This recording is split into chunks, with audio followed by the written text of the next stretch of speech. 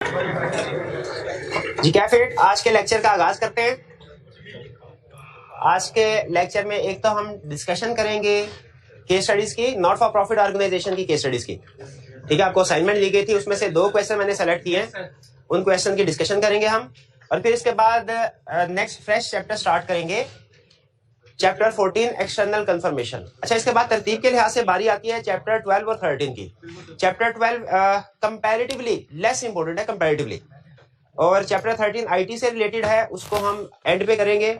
और चैप्टर 12 भी उसके साथ ही करेंगे, यानी पहले चैप्टर 13 एंड में जो हमारा सेकंड लास्ट चैप्टर होगा वो चैप्टर 13, और लास्ट चैप्टर जो होगा वो चैप्टर 12 इंटरनल कंट्रोल वाला होगा।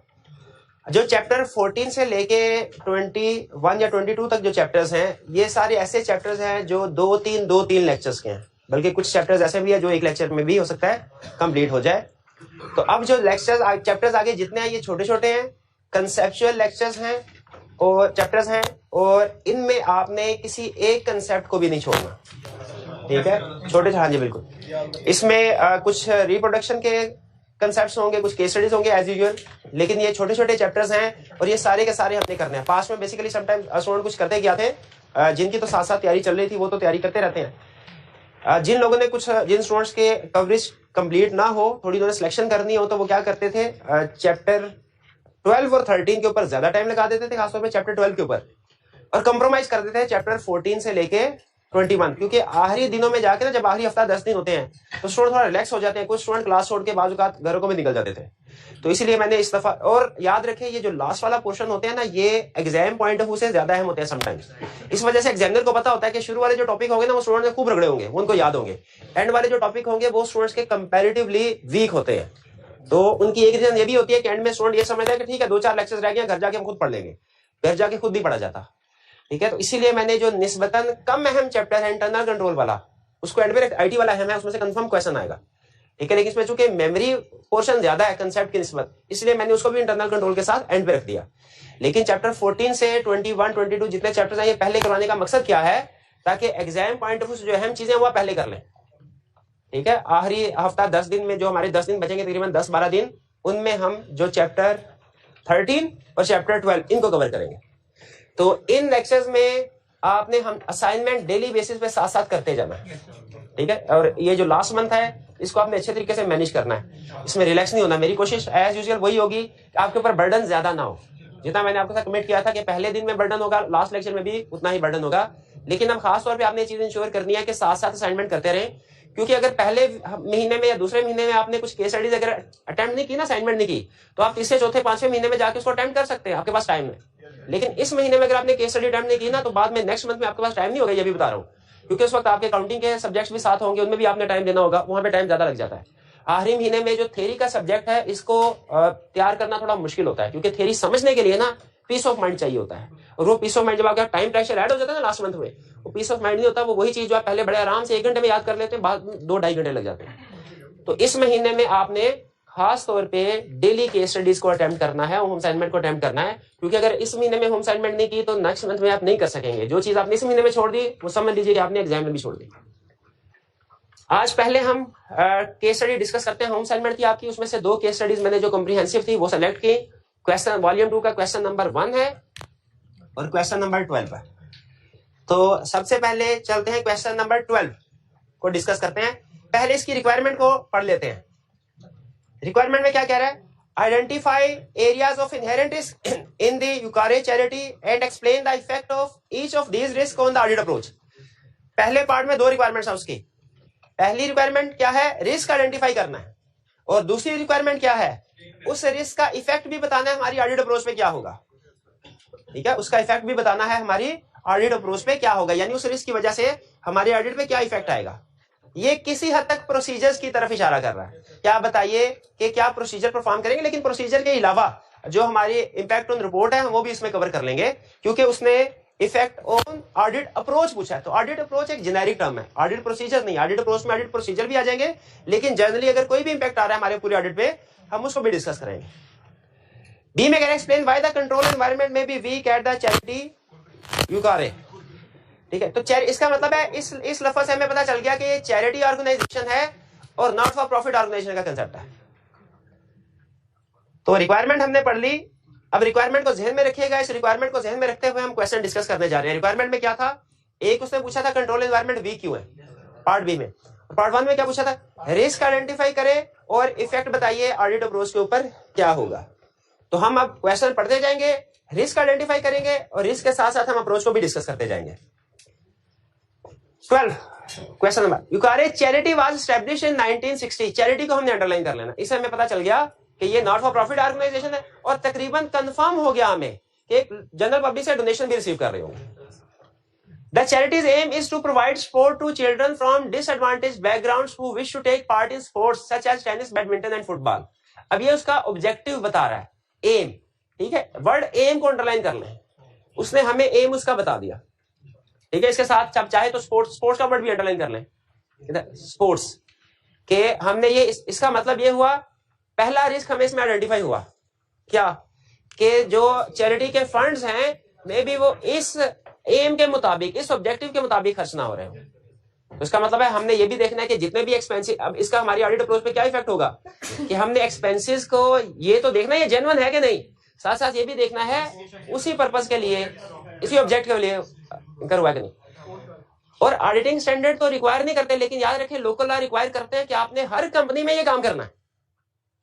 स्टैट्यूटरी एक्ट में आपको याद होगा एक ओपिनियन ये भी होता था, ये होता था इसका कि for the purpose of companies business, नहीं ये नहीं, हाँ ठीक है वो अब निकाल दिया उसने।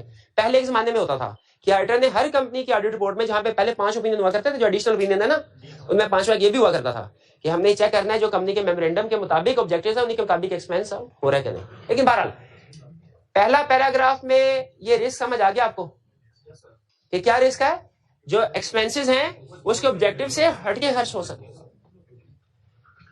Next, Eucare has a detailed constitution which explains how the charity's income can be spent. उन्होंने कॉन्स्टिट्यूशन बनाई है, उसमें बताया है कि कैसे इसके इनकम खर्च होगी, यानी जो पैसे आएंगे कैसे खर्च होंगे। वो जाहिर है ऊपर उसने हमें खुद से बता दिया है, हमें उस कॉन्स्टिट्यूशन में ढूंढने की जरूरत नहीं, उसने ऊपर बता दिया कि उसका पर्पस क्या है। कॉन्स्टिट्यूशन में यही लिखा होगा, जो नॉट फॉर प्रॉफिट ऑर्गेनाइजेशन के कॉन्स्टिट्यूशन है उसको क्या कहते हैं, कल नाम बताया, ट्रस्ट डीड, शाबाश। The Constitution also notes that admin expenses cannot exceed 10% of income in any year। अब ये भी रिस्क आ गया। अच्छा क्या रिस्क है, क्या ये रिस्क है कि 10% से एक्सीड कर जाएंगे? नहीं, रिस्क ये है कि एक्सीड करवा के उन्होंने मिसक्लासिफाई किया, किसी दूसरे हेड में डाला होगा, ठीक है। तो अब हमने क्या करना है, हमने ये देखना जो अदर एक्सपेंसेस है उनका भी सैंपल सेलेक्ट करके देखना है कहीं इनमें एडमिन एक्सपेंसेस तो इंक्लूड नहीं हो रहे। जिस तरह रिपेयर एक्सपेंस को स्कैन करके हम ये ढूंढते थे इनमें कोई कैपिटल एक्सपेंडिचर तो नहीं आ गया, जिस तरह कैपिटल एक्सपेंडिचर का अकाउंट स्कैन करके देखते थे इसमें रिपेयर एक्सपेंस तो नहीं आ गया, उसी तरह जो एडमिन के अलावा अदर एक्सपेंसेस हैं उनको स्कैन करके देखेंगे कहीं इसमें एडमिन एक्सपेंसेस मिसक्लासिफाई तो नहीं कर दिए। 2 रिस्क हो गए, अप्रोच भी समझ आ गए। अच्छा, इस अप्रोच में एक स्टूडेंट ने ये लिखा कि एडमिन एक्सपेंसेस का सैंपल सेलेक्ट करके उसको वेरीफाई करेंगे। क्या ये करेक्ट अप्रोच थी?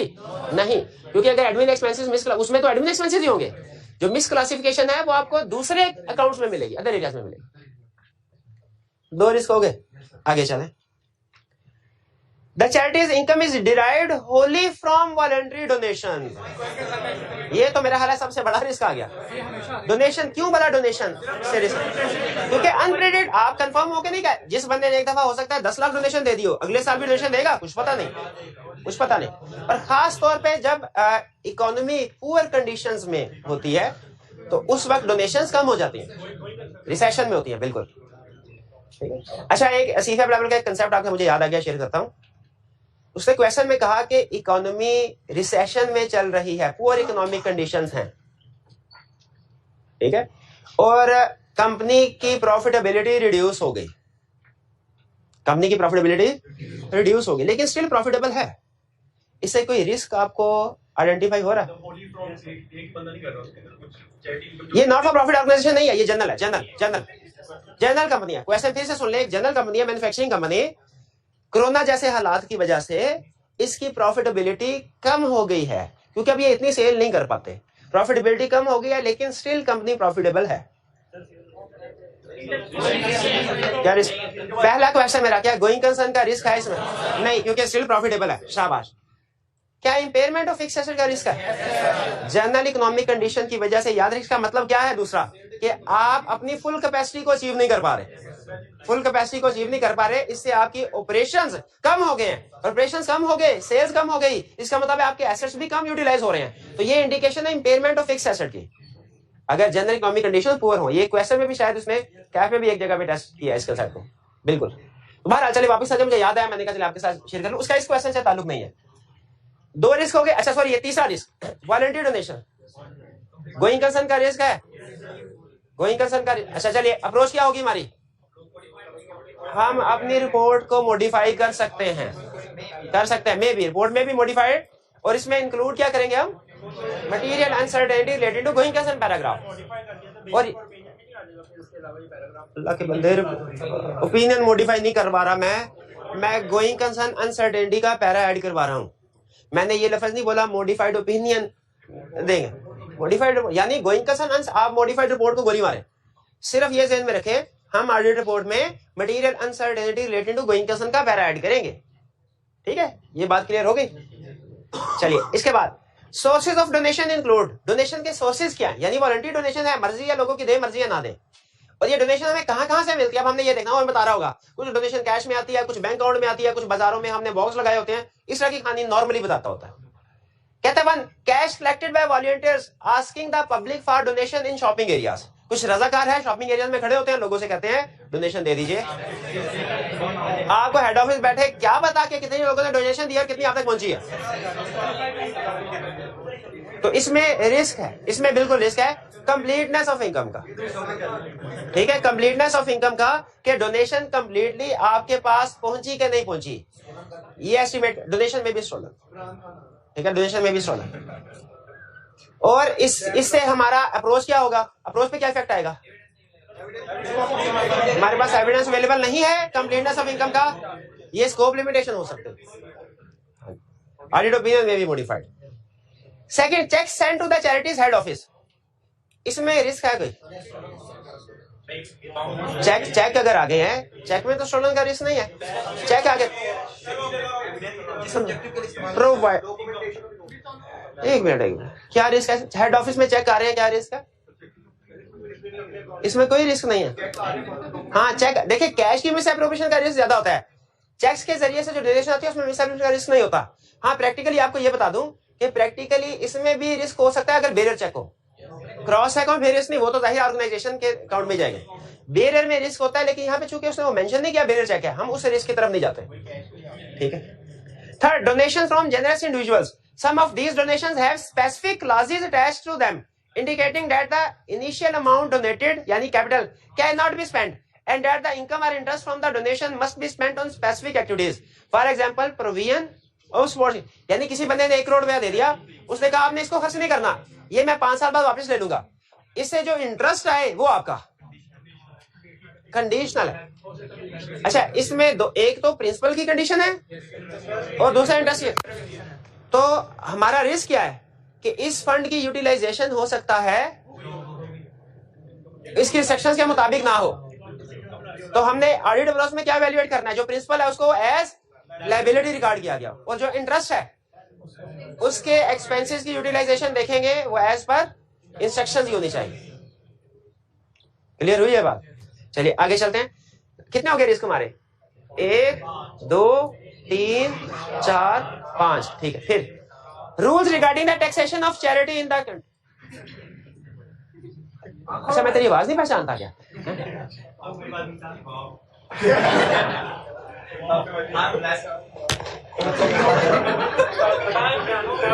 बाहर में आने दिया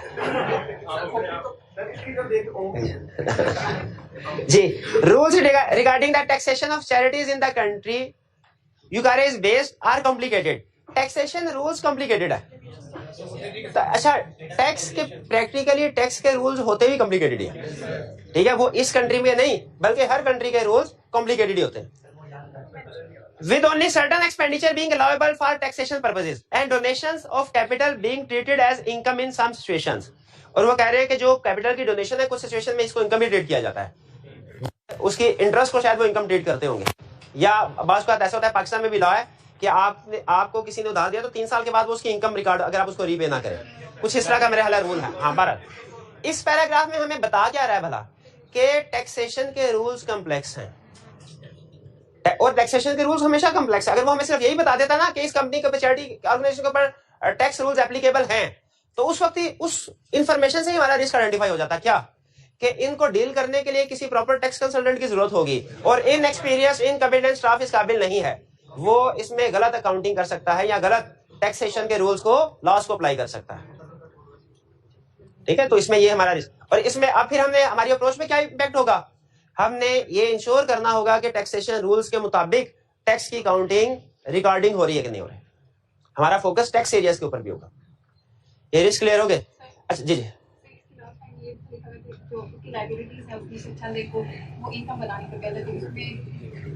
बिल्कुल, इसमें हम ये देखेंगे लास्ट लाइन में वो ये कह रहा है कि कुछ केसेस में जो डोनेशन मिलती है कैपिटल की, उसको इनकम ट्रीट किया जाता है। तो हम अपने ऑडिट में फोकस करेंगे इस चीज के ऊपर, इस रूल के ऊपर कि क्या हम इस डोनेशन में से कोई ऐसा हिस्सा है जो इनकम के तौर पे रिकॉग्नाइज होना चाहिए, और अगर इनकम के तौर पे रिकॉग्नाइज होना चाहिए तो हमें टैक्स रूल्स के मुताबिक उसका टैक्स कैलकुलेट करते हुए उसे कंसीडर करना है। ठीक है जी जी, नहीं समझ आई? इसमें क्या करना है? हम टैक्स कंसल्टेंट नहीं है, लेकिन हमें पता चल गया कि क्लाइंट के टैक्स इश्यूज कॉम्प्लेक्स होते हैं। हमारा रिस्क बढ़ नहीं गया कि क्लाइंट ने जो टैक्स कैलकुलेट किया होगा, करंट टैक्स या डेफर्ड टैक्स, वो गलत होगा। ये रिस्क आपको इस इंफॉर्मेशन से नजर आ रहा है कि नहीं? क्यों भला? क्योंकि टैक्स के मैटर्स कॉम्प्लेक्स है और क्लाइंट का जो स्टाफ है वो इनएक्सपीरियंस, इनकम्पिटेंट है। वो कंफर्म है उसने टैक्स की कैलकुलेशन ठीक नहीं की होगी। आप किसी क्लाइंट पे जाएं और उससे पूछे सर डेफर्ड टैक्स की कैलकुलेशन कर ली आपने, वो कहे डेफर्ड टैक्स क्या होता है? रिस्क बढ़ गया कि नहीं उसके सवाल से? उसको पता ही नहीं उसने रिकॉर्डिंग क्या की होगी। उसी तरह धड़ाधड़ रिस्क होगा। बिल्कुल उसी तरह यहाँ पे भी क्या रिस्क होगा कि टैक्स एक्सपेंस गलत रिकॉर्ड हुआ है। यही रिस्क है कि टैक्स एक्सपेंस गलत रिकॉर्ड हुआ होगा, क्योंकि टैक्स मैटर्स कॉम्प्लेक्स है और क्लाइंट का स्टाफ इनएक्सपीरियंस, इनकम्पिटेंट है। क्लियर? अच्छा, इसके बाद नेक्स्ट पार्ट 2। जी जी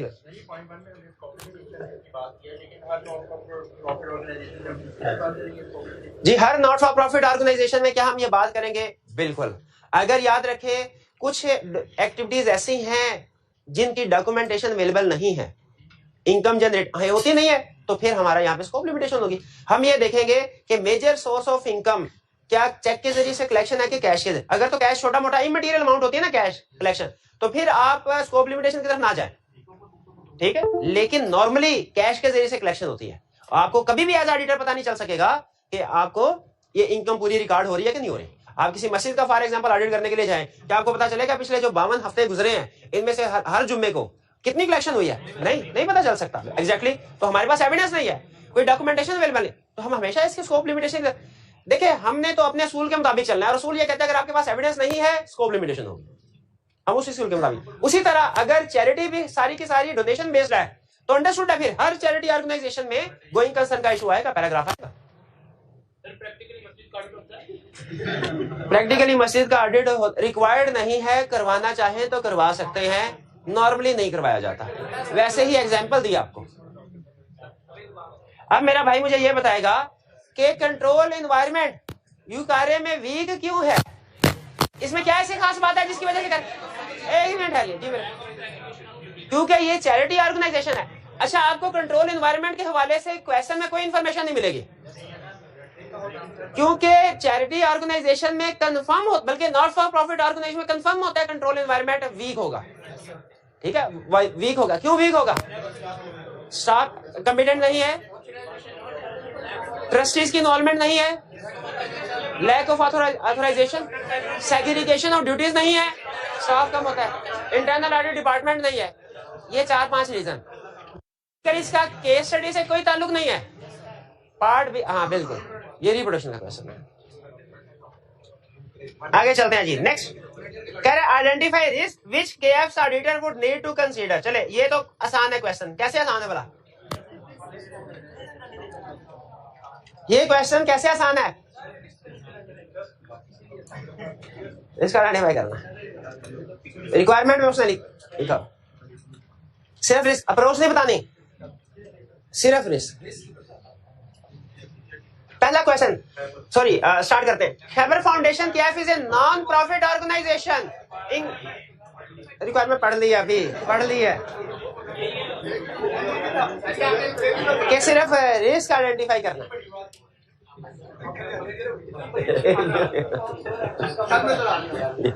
नहीं छोड़ा।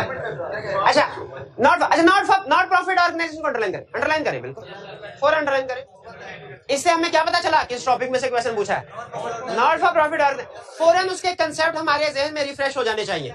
Not for profit organisation, not for profit, engaged in providing medicine and medical equipment. Objective.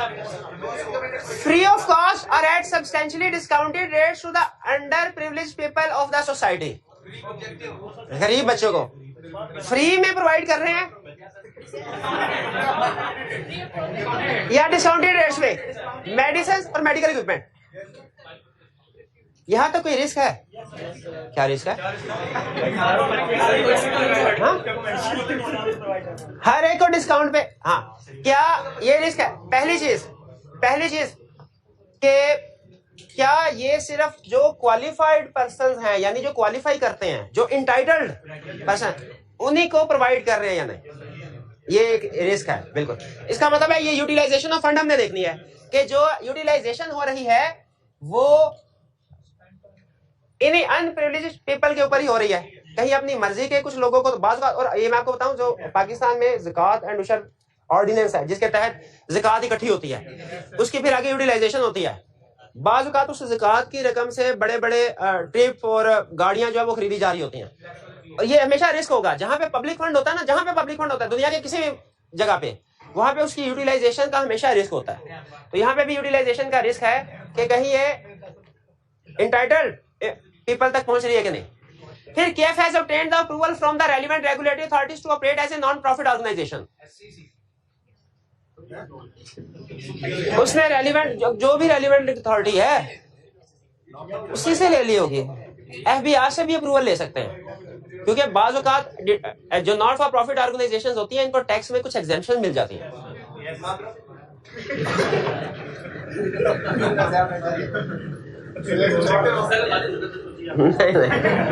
ये तीसरी जगह था जो सोच के मैं अपने अंदर ही दबा गया। हाँ क्योंकि मैं चाह रहा हूँ कि टाइम पे जो है ना इसको कंप्लीट कर लें, वरना बात ना दूसरी तरफ ले। ठीक है, आज मेरे हाथ बंधे हुए हैं।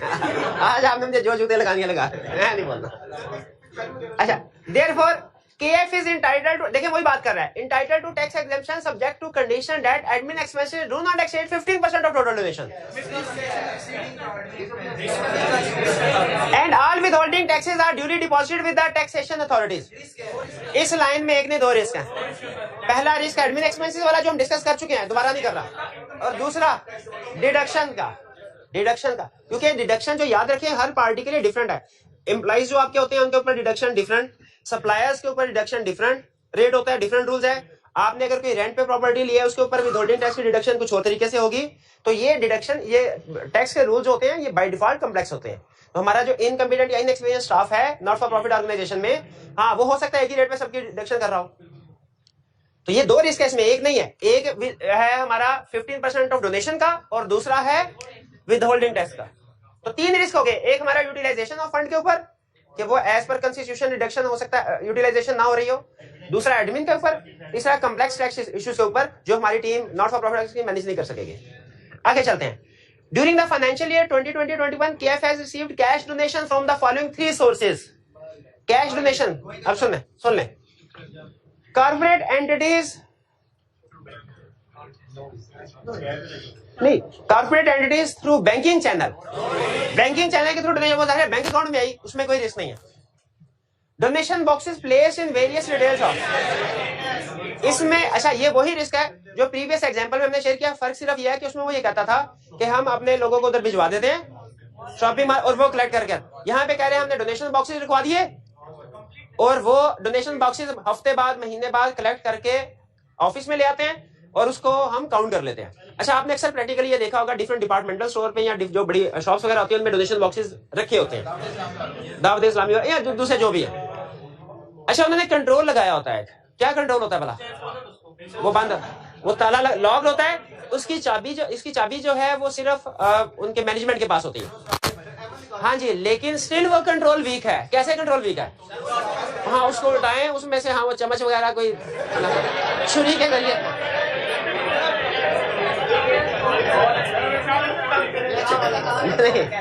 छोटे नहीं अभी नहीं, मैंने छोटे होते ये काम करते थे। बहन भाई में से किसी को पैसे बचाने का शौक होता ना, वो गल्ला लेके आके उसमें पैसे डाल रहे थे, वो इधर उधर होता था, उसमें छुरी लेके ना कोई ना कोई नोड़ा, महीने बाद उसने गला तोड़ना, कितने पैसे हुए, 20 रुपए निकलते थे। तो अरे हाँ, रिस्क, और बाद का ऐसा था गला ही गायब हो जाता था, छोटा था तो एग्जैक्टली यही रिस्क यहाँ पे डोनेशन बॉक्स में भी अवेलेबल है कि बाज़ औक़ात उसमें, अच्छा उसमें ना कुछ नोट्स विजिबल भी होते हैं, कुछ ऐसे होते हैं कि आपको अंदाज पता चल रहा, नजर आ रहा था अंदर कौन कौन सा नोट है। ये हालांकि इन्होंने तरगीब के लिए दिए होते हैं ताकि दूसरे लोगों को तरगीब मिले कि जी लोग बड़ी डोनेशन भी दे रहे हैं, लेकिन ऑडिट पॉइंट ऑफ व्यू से यही चीज रिस्क भी है कि जब उस बंदे को पता है कि उसके अंदर 5,000 का नोट है, 1,000 का नोट है, तो हाँ मुंह में पानी आ जाए और थोड़ी देर बाद नोट नहीं रहेगा वो। आगे चलते हैं, collection kiosk place in the major shopping. ये कियोस्क क्या होता है, क्या कर मुझे नहीं पता, छोटे ये डब्बे टाइप भी होते हैं, बट ठीक है मुझे नहीं पता, गूगल पे सर्च करके देख लीजिएगा, मुझे भी यही लग रहा है कंटेक्स्ट से। In major shopping malls as part of donation campaign in Ramzan, कहता है रमजान में आप ये कलेक्शन बॉक्सेस भी रख लेते हैं, इसमें भी इन दोनों को हम इकट्ठा कर सकते हैं। नहीं रमजान में रिस्क ज्यादा है क्योंकि डोनेशन ज्यादा है तो रिस्क ज्यादा है। KF has also received medical equipment. KF has also received medical equipment from donors which are recorded at fair value. इसमें क्या रिस्क है, डोनेशन फेयर वैल्यू भी रिकॉर्ड होनी चाहिए।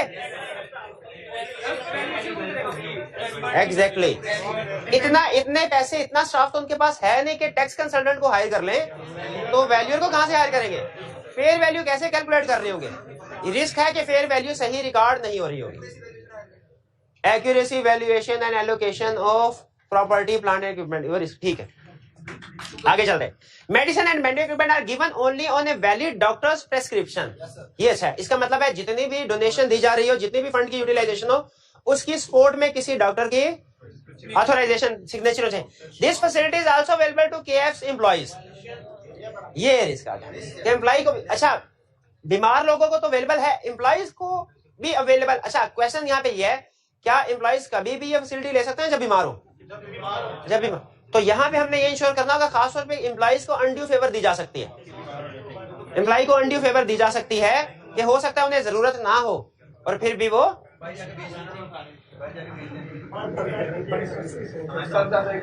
Next KF has employed 2 accountants who are pursuing their bachelor's degree, यानी अभी graduation BA कर रहे हैं या BCom कर रहे हैं।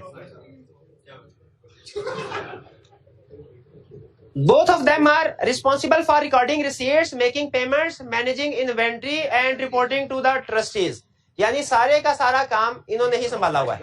अब इन 4-5 काम इन 2 लोगों को दिए हुए हैं। Lack of segregated duties, message मिल रहा है। चलिए, तो बैचलर्स डिग्री से हमें यह पता चला, क्योंकि रेलिवेंस डिग्री और हाईली क्वालिफाइड नहीं है, इनकम्पिटेंस। और सेग्रीगेशन ऑफ ड्यूटीज अगली लाइन से हमें क्या पता चला, कंट्रोल वीक है, कंट्रोल रिस्क है जी। हाँ जी, विदहोल्डिंग टैक्स वाला क्या चीज, विदहोल्डिंग टैक्स वाला डिस्कस किया है हमने, नहीं टैक्स वाला हमने पॉइंट डिस्कस नहीं किया कि टैक्स के रूल्स डिफरेंट हो गए, एप्रोप्रिएट काउंटिंग नहीं की होगी उसने। जी जी सर, अगर सवाल में जैसे 15% ऑफ एक्सपेंसेस है, फिर हमने उसको यूज करना है, वो 10% नहीं, अगर क्वेश्चन में जो परसेंटेज दी हुई है ना, आपने वही यूज करनी है। क्वेश्चन में अगर 15% है ना, तो आपने रिस्क में 15% ही लिखना, और 10% नहीं लिखना। वो 10% तो आपको सैंपल के तौर पे दिया था कि कोई भी कॉन्स्टिट्यूशन के ऊपर अगर उन्होंने परसेंटेज इंपोज की है, उसकी कंप्लायंस हमने देखनी है।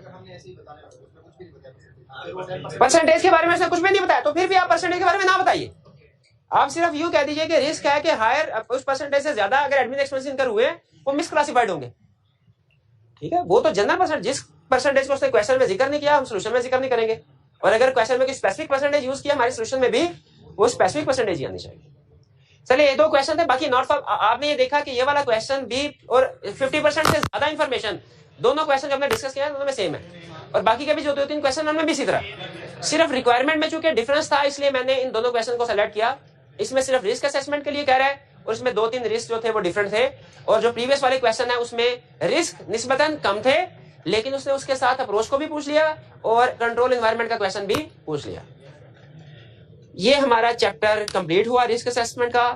अब हम चल रहे हैं, क्लोज कर दीजिएगा, नेक्स्ट चैप्टर। और एक चीज ध्यान में रखिएगा, फिर बता दूं, चैप्टर 14 से 22 तक जितने हैं, 22 तक है ना शायद, जिस स्टूडेंट ने ये सारे चैप्टर्स डेली बेसिस के ऊपर पढ़ता रहा और केस स्टडीज को अटेम्प्ट करता रहा, सारी ना सही चले 50% केस स्टडीज को भी अटेम्प्ट करता रहा, वो इंशाल्लाह पास हो जाएगा। और पिछले 3-4 महीनों में जो स्टूडेंट दिन रात पढ़ता रहा लेकिन इस एक महीने में उसने ना पढ़ा, वो बहुत मुश्किल है पास होना। मैं बता रहा हूं, ये चैप्टर्स, इन चैप्टर्स का एक माइनस है, एक प्लस पॉइंट है। माइनस पॉइंट ये है कि एग्जामिनर एग्जाम को टेस्ट करते हुए ज्यादा फोकस इन चैप्टर्स के ऊपर रखता है क्योंकि छोटे छोटे चैप्टर्स हैं और इसमें बहुत से कंसेप्ट इन्वॉल्व होते हैं। और इसका प्लस पॉइंट ये है कि ये छोटे छोटे चैप्टर एक हफ्ते में सारे नहीं खत्म होंगे भाई, 3 हफ्ते कम से कम लगेंगे, कम से कम 3 हफ्ते लगेंगे। ये सारे चैप्टर्स जो हैं 2-3 लेक्चर्स के हैं और इसमें तकरीबन हर चैप्टर के बेसिक कंसेप्ट्स हमने कवर किए हुए हैं।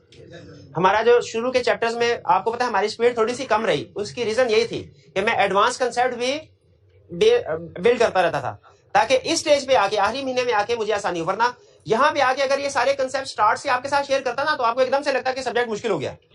ठीक है, अब शायद आपको ये तो लगे कि काम थोड़ा ज्यादा करना पड़ रहा है, रोज का काम रोज करना पड़ रहा है, लेकिन आपको ये फीलिंग नहीं आएगी कि सब्जेक्ट डिफिकल्ट हो गया। डिफिकल्टी लेवल वही रहेगा, लेकिन आपने खास तौर पे ये इंश्योर करना है इस एक महीने में डेली बेसिस के ऊपर याद करते जाएं और केस स्टडीज कम से कम सारी ना से 50% सही वो जरूर करते रहें। तो आज के लेक्चर से भी आपको अंदाजा हो जाएगा इस चीज का। आज हम चैप्टर 14 स्टार्ट करने जा रहे हैं जो रिलेट करता है एक्सटर्नल कंफर्मेशन से। हमने 2 कंसेप्ट स्टडी करने आज, एक डेफिनेशन एक्सटर्नल कंफर्मेशन के, uses of external confirmation. Reproduction के कंसेप्ट में ये नहीं पूछेगा, लेकिन केस स्टडी में ये कंसेप्ट यूज करता है और उसने 4-5 केस स्टडीज में इन कंसेप्ट को यूज किया है। फिर इसके बाद हम स्टडी करेंगे audit procedure when using or designing or planning confirmation request. यानी एक दफा हमने अगर ये डिसाइड कर लिया, फैसला कर लिया कि कंफर्मेशन को यूज करना है, तो फिर हमें क्या स्टेप्स परफॉर्म करने चाहिए। स्टेप नंबर 1 में क्या करना चाहिए, स्टेप नंबर 2 में क्या करना चाहिए, स्टेप नंबर 3 में क्या करना चाहिए। ये आप एग्जाम में नॉर्मली ये क्वेश्चन नहीं पूछता। रिप्रोडक्शन में दोनों में से नॉर्मली कोई भी पूछेगा, कुछ भी पूछ सकता है। नॉर्मली जो ट्रेंड बता रहा हूं, रिप्रोडक्शन दोनों में से किसी में भी नहीं पूछता। केस स्टडी में ये कंसेप्ट पूछता है, पहले वाला। लेकिन ये कंसेप्ट आपके लिए दूसरा इसलिए जरूरी है कि ये आपको स्टेप्स बताता है। आपने अगर एक्सटर्नल कंफर्मेशन को यूज करना है तो स्टेप 1 में क्या करना है, 2 में क्या करना है, 3 में क्या करना है, सारे प्रोसीजर 1 बाय 1 बताएगा और आपका पूरा चैप्टर इन स्टेप्स में कवर हो जाता है। यानी इसके बाद ये लर्निंग ऑब्जेक्टिव कवर करने के बाद बाकी पूरा चैप्टर समझ लीजिए इसी की आगे एक्सप्लेनेशन होगी। ठीक है, तो ये इसलिए अहम है क्योंकि बाकी का चैप्टर इसके ऊपर बेस कर रहा है और ये केस स्टडी के पार्ट ऑफ से है। चलते एक्सटर्नल कंफर्मेशन। कहता है डेफिनेशन सबसे पहले एक्सटर्नल कंफर्मेशन क्या है। External confirmation is a process of obtaining evidence by auditor directly from a third party in written. ये ऑन पेपर भी हो सकता है, इलेक्ट्रॉनिक भी हो सकता है, अदर मीडियम भी हो सकता है। ये डेफिनेशन तो हमने पढ़ी हुई चैप्टर 3 में। लेकिन अब केस स्टडी के पॉइंट ऑफ व्यू से इसमें से कुछ चीजें हाईलाइट करके आपके सामने रख रहा हूं। कह रहा है external confirmation is a process of obtaining, जाहिर है ऑब्टेनिंग एविडेंस हमने पढ़ लिया था, जो 7 प्रोसीजर में से एक प्रोसीजर है। हर प्रोसीजर एविडेंस ऑब्टेन करने के लिए ही परफॉर्म करते हैं by auditor directly from a third party in a written. और रिटन को आगे बता रहे हैं, रिटन का मतलब क्या है। ये रिटन ऑन पेपर भी हो सकता है, कागज के ऊपर। ये रिटन इलेक्ट्रॉनिकली भी हो सकता है, ईमेल के जरिए से भी आप सेंड कर सकते हैं, इलेक्ट्रॉनिकली ईमेल और अदर मीडियम। कल कला को जैसे व्हाट्सएप आ गया या इस तरह का, अगर इस तरह की इजाजत मिल जाती है हमें कंफर्मेशन को, इस तरीके से भी आप ऑब्टेन कर सकते हैं। टेक्नोलॉजी है ना, चेंज होती रहती है, तो इसीलिए कल कला को कोई दूसरा मीडियम ऑफ कम्युनिकेशन आया, उसको भी हम एक्सटर्नल कंफर्मेशन में यूज कर सकते हैं। 3 वर्ड है इसमें, डायरेक्टली, थर्ड पार्टी। डायरेक्टली का मतलब क्या है, क्लाइंट को इसमें इन्वॉल्व नहीं करना, कंफर्मेशन से डायरेक्टली थर्ड पार्टी से ऑडिटर को मिले। हम प्रैक्टिकली जब कंफर्मेशन लेटर सेंड करते थे ना, तो उसमें एक एनवेलप डालते थे रिप्लाई का, रिटर्न का, और उस लेटर के ऊपर हमारे ऑडिट फर्म का एड्रेस लिखा होता, क्लाइंट का एड्रेस नहीं लिखा होता था। अगर कंफर्मेशन क्लाइंट के एड्रेस पे और क्लाइंट आपको हैंडओवर कर दे, याद रखिए वो डायरेक्ट नहीं है, और अगर डायरेक्ट नहीं है तो वो एक्सटर्नल कंफर्मेशन भी नहीं है, क्योंकि आपको पता है रूल्स में पढ़ा था इनडायरेक्ट एविडेंस लेस रिलायबल होता है।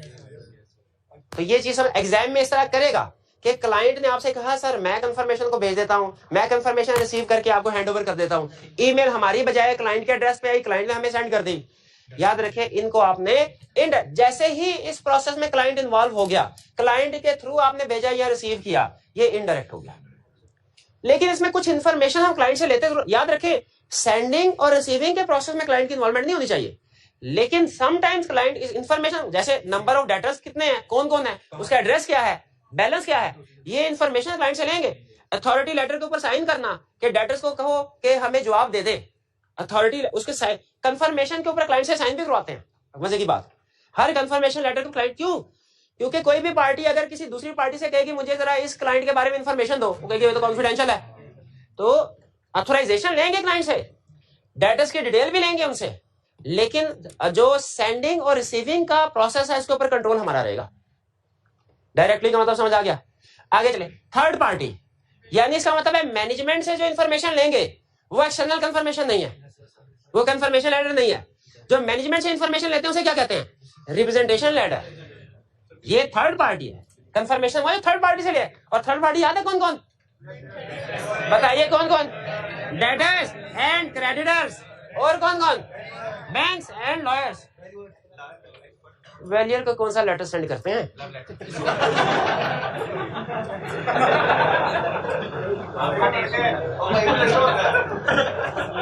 थर्ड पार्टी इन रिटर्न, उसको भी पता है, उसको भी पता है। इन रिटर्न, रिटर्न फॉर्म में होना चाहिए।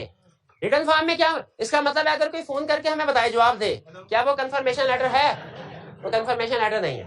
कंफर्मेशन लेटर ऑन पेपर होना चाहिए, इलेक्ट्रॉनिक होना चाहिए, या अदर मीडियम। अदर मीडियम सिर्फ रट्टे की हद तक है, इसकी इंप्लीकेशन नहीं है। हाँ ये ध्यान में रखिएगा, इलेक्ट्रॉनिकली खास तौर पे केस स्टडी में यूज करता है। इलेक्ट्रॉनिक रिस्पॉन्स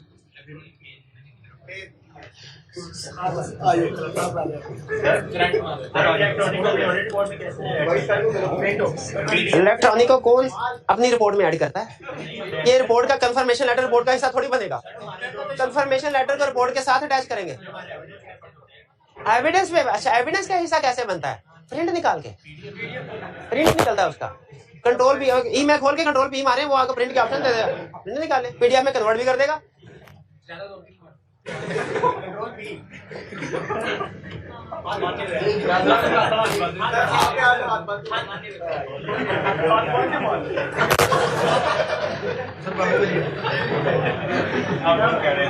अच्छा आपकी संडे की क्लास रखनी पड़ेगी, अब मैंने फैसला कर लिया।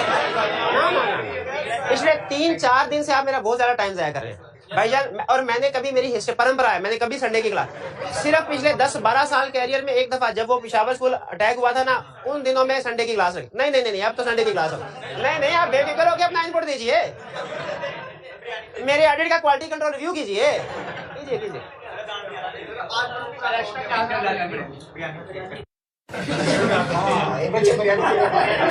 मेरा भाई ये उठ जल्दी कर एक पास कीजिएगा जरा। वो कौन सुबह मैं याद कर रहा था कि क्या कहा था इसको, तो मेरे वो डड्डू मुझे याद नहीं आ रहा, तो मेरे ज़हन में लफ्ज़ आ गया कच्चू कुमा। नहीं कच्चू कुमा,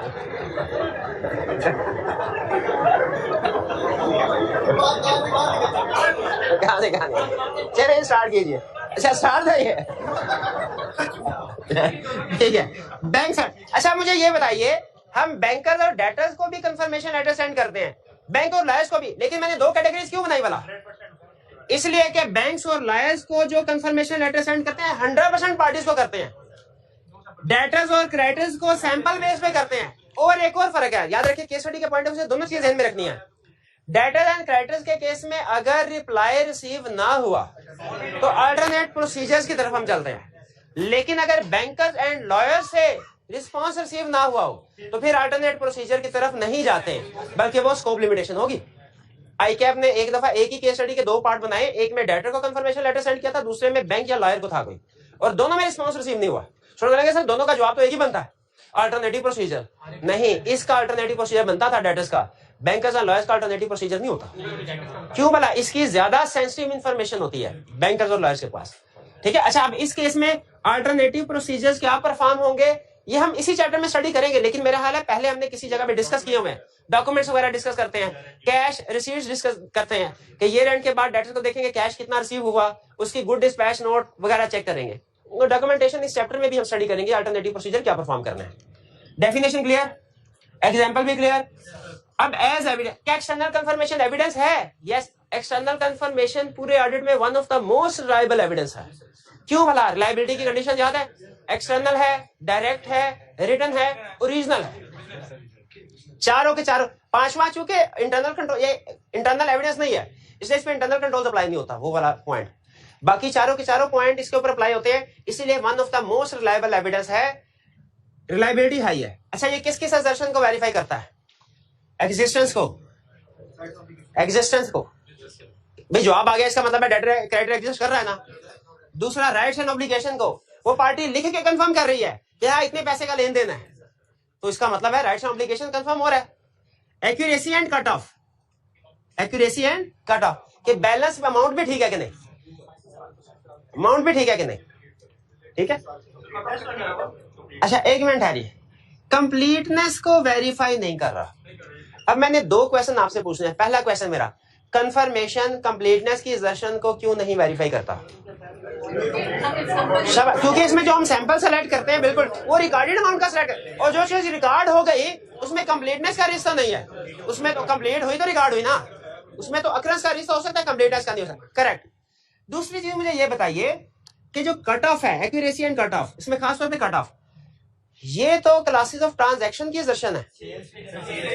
हम डेटर्स और क्रेडिट, अगर आप नोट करें ना तो जितनी भी एग्जांपल्स मैंने आपके साथ शेयर किए हैं ये बैलेंस शीट वाली एग्जांपल है, लेकिन कट ऑफ तो income statement class of transaction की असर्शन है। हाँ जी, डेटर्स और क्रेडिटर्स का चूंकि इनडायरेक्ट इफेक्ट होता है सेल और परचेजेस पे, तो उस इनडायरेक्ट रिलेशनशिप की वजह से अगर सेल्स और परचेजेस डेटर्स और क्रेडिटर्स को भी इफेक्ट करता है।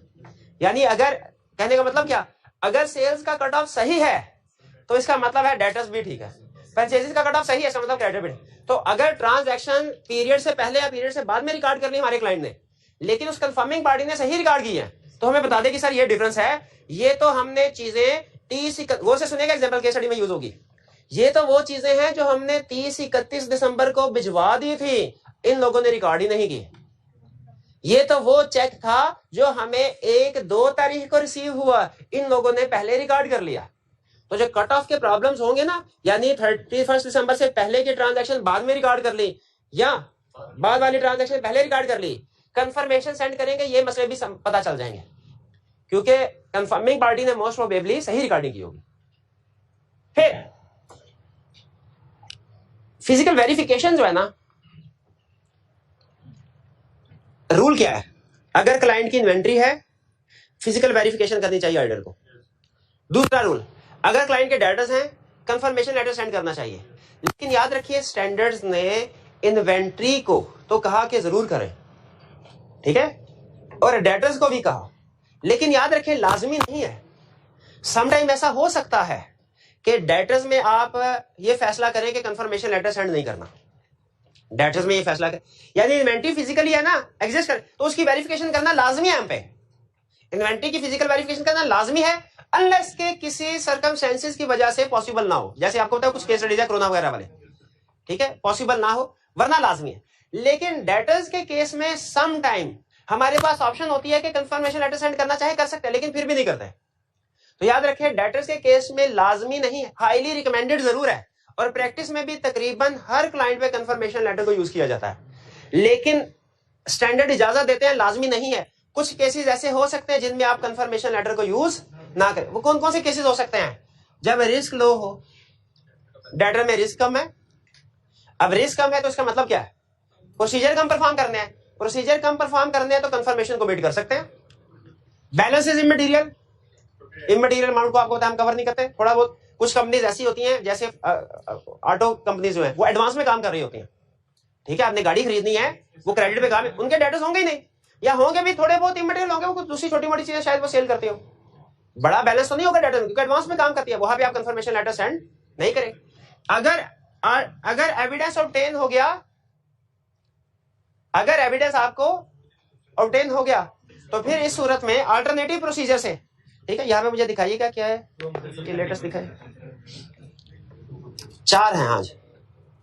ऑब्टेन, हाँ एविडेंस ऑब्टेन, ये एक ही प्रोसीजर कि अगर अल्टरनेटिव प्रोसीजर से एविडेंस ऑब्टेन हो गया तो फिर भी कंफर्मेशन लेटर सेंड करने की जरूरत नहीं है। जैसे किसी एग्जांपल सुनिए, एक क्लाइंट था, उसके 5 पार्टीज को सप्लाई करता था, सिर्फ उसके जो सेल होती थी 5 पार्टीज को होती थी, मेजर पार्टीज थे, और जो 90% बैलेंस था वो इन 5 पार्टी से ड्यू था। ऑडिटर ने कहा इन 5 पार्टीज को तो मैं कंफर्मेशन लेटर सेंड करूंगा। अब 31 दिसंबर ये एंड है जिसका बैलेंस कंफर्म करना है, लेकिन क्लाइंट से इंफॉर्मेशन लेते लेते कंफर्मेशन को डिजाइन करते करते कुछ टाइम लग जाता है। तो ऑडिटर ने 20 जनवरी को डिसाइड, ये 31 दिसंबर था, 20 जनवरी को वो कंफर्मेशन लेटर सेंड करने लगा, तो उसे पता चला 10, 12, 15, 16, 18 जनवरी को इन पार्टीज ने चेक भिजवा दिए हुए। अब मुझे बताइए क्या कंफर्मेशन लेटर सेंड करने की जरूरत है? नहीं, क्यों? अब तो 100% एक तरह से हो गया, आपको चेक मिल गया, इसका मतलब ये है कि अमाउंट रिसीवेबल थी तो उसी का चेक मिला है ना। तो अगर अल्टरनेटिव प्रोसीजर से एविडेंस मिल जाए तो क्या कंफर्मेशन को परफॉर्म करने की जरूरत है? नहीं है, ये पॉइंट याद रखिएगा। और फिर फोर्थ, अगर मैनेजमेंट रिक्वेस्ट करे क्या कि सर किसी पार्टी को कंफर्मेशन लेटर सेंड ना करें, और ये रिक्वेस्ट रीजनेबल हो, और ये रिक्वेस्ट, तो फिर हम कंफर्मेशन लेटर सेंड नहीं करेंगे। फॉर एग्जाम्पल हमने उनसे कहा जी ये आपके 10 लेटर्स हैं, इनमें से हमने 10 में से 4 को कंफर्मेशन लेटर सेंड करने लगे हैं। वो कहने लगा सर 1 को कंफर्मेशन लेटर सेंड ना कीजिए। हमने कहा क्यों? अब रीजन, अब मैं एग्जाम के क्वेश्चंस को ऐड करके आपके सामने क्वेश्चन को रख रहा हूं, पहले आपने बताते जाना ये रीजन वैलिड है कि नहीं। पहले रीजन, उसने कहा सर पिछले साल भी इसको कंफर्मेशन लेटर सेंड किया था, इसका जवाब नहीं आया था, अभी भी सेंड ना करें, क्या वैलिड है? दूसरी रीजन, कहे सर हमारा इसके साथ डिस्प्यूट चल रहा है, हम कह रहे हैं कि हमने इसको माल बेचा था और हम कह रहे हैं कि सही माल था, आपने हमें पैसे देने हैं, वो कह रहे नहीं आपने हमें टूटा हुआ ब्रोकन माल बेचा है, डिफेक्टिव माल था और उसने चीजें वापस भेज दी। हमने कहा नहीं ये तुम्हारे एम्प्लॉइज ने माल तोड़ा सारा, तो हम तो तुमसे पैसे निकलवाएंगे। अब ये डिस्प्यूटेड इनवॉइस है, अव्वल तो ये आपको कंफर्म करेगा ही नहीं, और अगर कंफर्म करेगा भी तो 0 का बैलेंस करेगा कि मैंने कोई पैसा नहीं देने। तो इस सूरत में आप, ये भी डिस्प्यूट चल रहा है, इस सूरत में आप कंफर्मेशन लेटर सेंड ना करें। अगर ये केस स्टडी एग्जाम में आ जाए, बताइए आप क्या एक्सटर्नल कंफर्मेशन सेंड करेंगे? एक्सटर्नल कंफर्मेशन सेंड करेंगे? नहीं, क्योंकि ये एक वैलिड रीजन लग रही है कंफर्मेशन लेटर सेंड ना करने की। हाँ केस भी चल रहा होगा, लेकिन यहां पे कंफर्मेशन लेटर सेंड नहीं करनी, इस पे सारे एग्री करते हैं, रीजनेबल जस्टिफिकेशन है, तो क्या करना है? हमें प्रोविजन के प्रोसीजर परफॉर्म करना है कि इस डेटर के ऊपर अब प्रोविजन रिकॉर्ड होनी चाहिए, तो हमें अल्टरनेटिव प्रोसीजर की तरफ जाना है। तो ये ध्यान में रखिएगा, सम टाइम ऐसा होता है कि जब हम कंफर्मेशन को यूज नहीं करते, हालांकि कंफर्मेशन हाईली रिलायबल एविडेंस है, लेकिन कुछ केसेस में हम अपने ऑडिट क्लाइंट पे कंफर्मेशन को यूज, इन केसेस में ये 4, इनमें से खास तौर पे ये 2 जरूर समझ ले, केस स्टडी में यूज होंगे। कौन से? कि जब हमें अल्टरनेटिव प्रोसीजर से एविडेंस मिल जाए, कंफर्मेशन की जरूरत नहीं, ये कंसेप्ट पक्का कर ले अपना। और दूसरा, जब मैनेजमेंट हमें रिक्वेस्ट करे और रिक्वेस्ट रीजनेबल हो तो कंफर्मेशन सेंड करने की जरूरत नहीं, ये कंसेप्ट पक्का कर ले। ये केस स्टडी में दोनों कंसेप्ट यूज होंगे। जब कहेगा डिस्प्यूट, बिल्कुल, जब वो किसने कहा डिस्प्यूट चल रहा है हमारा, तो हमने कंफर्मेशन तो सेंड नहीं की, लेकिन हमारा रिस्क बढ़ गया, डिस्प्यूट चल रहा है, इसका मतलब है पूरे पैसे रिकवर नहीं होंगे, कुछ तो प्रोविजन रिकॉर्ड करनी पड़ेगी। फिर उस रिस्क के मुताबिक, बिल्कुल यही रिस्क है, किस चीज का रिस्क है कि डेटा से फुल अमाउंट रिकवर नहीं हो पाएगी आपको, तो इसके प्रोसीजर परफॉर्म करेंगे।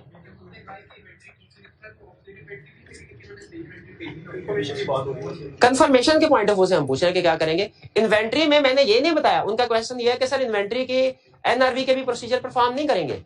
देखिए वो मैन्युफैक्चरिंग फॉल्ट नहीं है, अगर वो कहता है ना कि इन्वेंट्री की ब्रोकन डैमेज इन्वेंट्री है, ब्रोकन इन्वेंट्री है और मिस हैंडलिंग हुई थी इस वजह से टूटी है, तो इसका मतलब बाकी की इन्वेंट्री में प्रॉब्लम नहीं है। लेकिन अगर वो कहे कि मैन्युफैक्चरिंग फॉल्ट था, डिफेक्टिव इन्वेंट्री थी, तो फिर उसमें मैन्युफैक्चरिंग फॉल्ट हो सकता है, उस सूरत में आपका पॉइंट ठीक है, फिर हमें रिकवरी ऑफ रिसीवेबल के साथ साथ एनआरवी ऑफ इन्वेंट्री के प्रोसीजर भी परफॉर्म करने चाहिए। और नॉर्मली जब डिफेक्टिव इन्वेंट्री कह देना क्वेश्चन में डिफेक्टिव इन्वेंट्री है, तो हम बिल्कुल इस साइड में सोचते हैं कि जो इन्वेंट्री वापस आई है अब इसको एनआरवी पे रिकॉर्ड करना चाहिए, और अगर मैन्युफैक्चरिंग फॉल्ट है तो रिमेनिंग इन्वेंट्री की भी एनआरवी को वैल्यूएट करना चाहिए। तो बिल्कुल एग्जाम में अगर ये लिखा हो ना उसने कंफर्मेशन की केस स्टडी के अंदर इन्वेंट्री के बारे में भी डिफेक्ट, तो आप इन्वेंट्री की एनआरवी के प्रोसीजर भी कवर करेंगे। Next, audit procedure when using confirmation के, अच्छा यहां तक के कंसेप्ट में हमने क्या सीखा? कंफर्मेशन क्या है? As evidence, examples as evidence, और हमने कंफर्मेशन को यूज करना है कि नहीं करना। ये 4 फैक्टर्स कंसीडर करने के बाद या तो हमने कंफर्मेशन को यूज करना होगा, अगर डिसाइड करते हैं नहीं करना तो फिर अल्टरनेटिव प्रोसीजर की तरफ जाए। लेकिन अगर डिसाइड करते हैं आपके कंफर्मेशन को यूज करना है तो याद रखें इसके स्टेप बाय स्टेप प्रोसीजर्स जो हमें परफॉर्म करने पड़ेंगे। अब आज की क्लास में तो इतना टाइम नहीं बचा, आपने लेकिन एक काम करना है, ये प्रोसीजर्स पढ़ के आने। नहीं मैं पढ़ा नहीं रहा, लेकिन मैं ओवरव्यू आपको दे देता हूं, फिर इसके बाद इसकी डिटेल जो है वो कल स्टडी करेंगे। ठीक है, कल स्टडी करेंगे, या बल्कि उससे पहले एक छोटा सा कंसेप्ट डिस्कस कर लेते हैं। इंटरम ऑडिट फाइनल ऑडिट का कंसेप्ट याद है आपको? उसमें बताइए एक्सटर्नल कंफर्मेशन इंटरम ऑडिट में यूज करते थे क्या भाई? शाबाश। फाइनल प्रैक्टिकली मैंने भी जितने भी कंफर्मेशन लेटर सेंड किया हमेशा फाइनल ऑडिट में ये एंड की डेट पे सेंड किया। लेकिन स्टैंडर्ड कहता है सम टाइम अगर आपको स्ट्रिक्ट डेडलाइन दे दी गई है और आपके पास इतना टाइम नहीं है, कंफर्मेशन में ना महीना 1.5 महीना लग जाता है, तो आप इंटरम डेट पे भी कंफर्मेशन लेटर को सेंड कर सकते हैं। यानी ये एंड 31 दिसंबर है, लेकिन 31 अक्टूबर के डेटर्स के बैलेंस पे भी कंफर्मेशन लेटर सेंड कर सकते हैं। यहां से क्वेश्चन ये राइज होता है, अगर तो ये रेंट पे कंफर्मेशन लेटर सेंड की ना 31 दिसंबर को, फिर तो बात समझ आती है, कोई प्रॉब्लम नहीं, क्योंकि वही वो बैलेंस है जो बैलेंस शीट में आ रहा है और वही बैलेंस है जिसके ऊपर हमने रिवॉर्ड देनी है। लेकिन अगर 31 अक्टूबर पे कंफर्मेशन लेटर सेंड करते हैं टाइम को बचाने के लिए, शॉर्ट टाइम की वजह से, तो फिर ये वो बैलेंस नहीं है जिस पे हमने रिपोर्ट देनी है। तो इसका मतलब है अगर 31 अक्टूबर को कंफर्मेशन लेटर सेंड करते हैं तो आपकी कहानी अभी खत्म नहीं हुई, अभी कुछ मजीद प्रोसीजर परफॉर्म करने हैं ताकि 31 दिसंबर के बैलेंस पे पहुंचा जा सके। वैसे ये एग्जैक्टली वही कंसेप्ट है कि inventory count balance sheet date की बजाय आगे या पीछे अगर परफॉर्म किया तो क्या करना है, वही concept. Confirmation letter balance sheet date की बजाय आगे पीछे परफॉर्म किया तो क्या करना है, क्या करते हैं, कंपेयर करें 31 अक्टूबर का बैलेंस और 31 दिसंबर का बैलेंस। अगर आपके 150 डेटर्स हैं क्लाइंट के, तो हर डेटर में तो चेंज नहीं आएगा इन 2 महीनों, कुछ में आएगा कुछ में नहीं आएगा। तो आपने कंपेयर करके पहले ये आइडेंटिफाई कर लिया ये 50 है जिनमें चेंज है, बाकी 100 में चेंज नहीं है, बाकी 100 आपने कहा ये तो ओके। अब लेकिन बाकी जो 50 जिनमें चेंज है उनमें चेकिंग करनी है। चेकिंग में क्या करें, इन दो इंटरवीनिंग पीरियड जो है ना, यानी 2 महीने नवंबर और दिसंबर, क्लाइंट से कहीं इसकी ट्रांजैक्शन निकालो। क्लाइंट हमें ट्रांजैक्शंस की डिटेल देता है जर्नल एंट्री वाइज, हर पार्टी की ट्रांजैक्शन की डिटेल देता है। हमने उन ट्रांजैक्शन के ऊपर जो दरमियान की है नवंबर और दिसंबर की, जैसे अगर डेटर्स का केस है तो ये ट्रांजैक्शन होगी सेल्स की और कैश रिसीविंग की। अगर क्रेडिटर का केस है तो ये जो दरमियानी ट्रांजैक्शन होगी ना, जो क्लाइंट हमें डिटेल देगा, ये होगी परचेजेस की और कैश पेड की। आपने ये ट्रांजैक्शन उठा लेनी है और चेक करना है टेस्ट ऑफ कंट्रोल, इस 2 महीनों में कंट्रोल ठीक है कि नहीं, और परफॉर्म करना है टेस्ट ऑफ डिटेल्स। यानी सैंपल जिस तरह नॉर्मल ऑडिट में एविडेंस ऑब्टेन करते हुए टेस्ट ऑफ कंट्रोल भी परफॉर्म करते हैं, टेस्ट ऑफ डिटेल भी, तो इन 2 महीनों की ट्रांजैक्शन पे टेस्ट ऑफ कंट्रोल भी परफॉर्म करना है आपने, टेस्ट ऑफ डिटेल्स भी। और अगर जरूरत पड़े तो स्टैंडर्ड ये कहता है अगर आपको इससे एविडेंस तसल्ली ना और इन 3 चीजों से, तो आप दोबारा से प्रोसीजर भी परफॉर्म कर सकते हैं। ठीक है, दोबारा से कंफर्मेशन लेटर भी दे सकते हैं, हालांकि आपने टाइम डेट में भी भेजा। अब अगर आप इसको थोड़ा सा सोचिए ना, तो छोटे से हिस्से में सारे ऑडिट प्रोसीजर कवर कर रहा है। ये असल में risk assessment procedure, analytical risk assessment, ये टेस्ट ऑफ कंट्रोल, ये टेस्ट ऑफ डिटेल और ये सब्सटेंटिव अगर जरूरत, तो तकरीबन वही अप्रोच के जैसे हर एरिया को वेरीफाई करते हुए हम ये तीनों चारों काम करते हैं।